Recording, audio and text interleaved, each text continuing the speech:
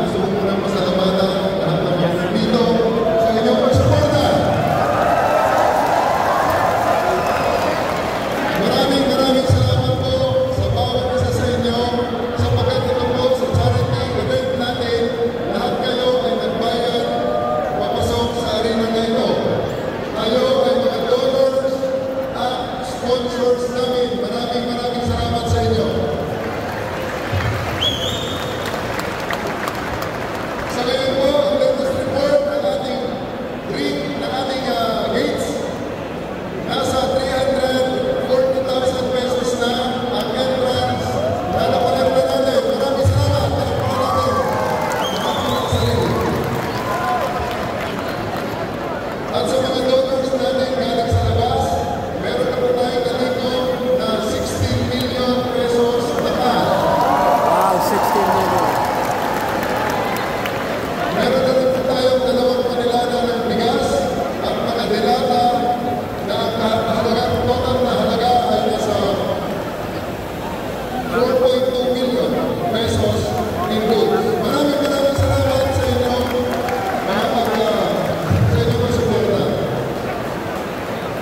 Ang ayuda ito ay ating ibibigay nandito ang DSWD, nandito ang Red Cross National at ang Red Cross Quezon City. Hati-hatiin natin ito si Dennis Adolfo at saka si Miss Pam at ang ating DSWD. Nandito pala gusto ko yung natin sa ating SIFP. Palapakan natin ang ating SIFP, si Secretary John P. Rimulya.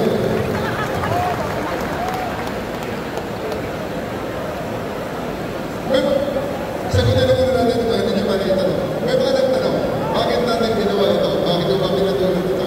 Well, ang sinabi sa akin, yung hamon, balik ko naman mga kwenta na hamon, nakita natin lang ang opportunity na makatulog sa ating mga kababayan. Nagdaan ang bagyo, nagdaan ang habagat, at marami na salanta ng bagyo, ng baha. At ating mga kababayan nandun pa sa kanilang mga evacuation centers. Kami mga pulis, ang Bureau of Fire, ang Bureau of Air Management, ang mga sundalo, ay mga first responders, nakita namin ang hirap ng aming mga kababayan. Aside sa aming sarili na pagtulong dahil na aming duty, naisip namin medyo maganda yung oportunidad para maka-raise ng pondo extra para sa aming mga kababayan. Kaya tinulay natin ito, kaya tayo salamat sa aming mga kababayan na sumuporta. At mahuli, gusto ko lang sabihin sana sa ating mga kababayan, mag-aisa tayo, huwag natin payagan na yurakan at mapahalan ng Pilipino, tigilan na natin yung mga name-calling. Huwag naman ng mga name-calling, tigilan na natin yan. Sapagat, yung tahing Pilipino, huwag pa ang isang tuwa ang kanilang ipuhunan. Hindi ko ay yurakan.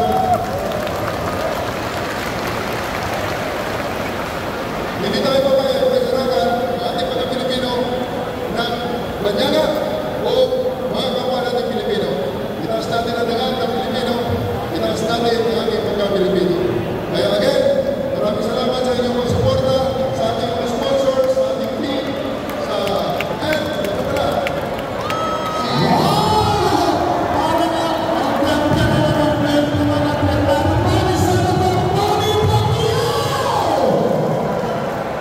nagkanin si Senator Manny Pacquiao ng kanyang belt.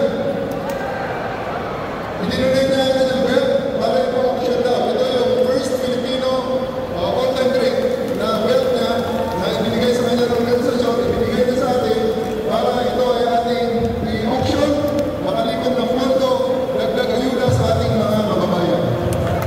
Palapakan natin sa Senator Manny Pacquiao. Maraming salamat, Senator. So once again, sa mga dumating, sa mga dumalo, we would have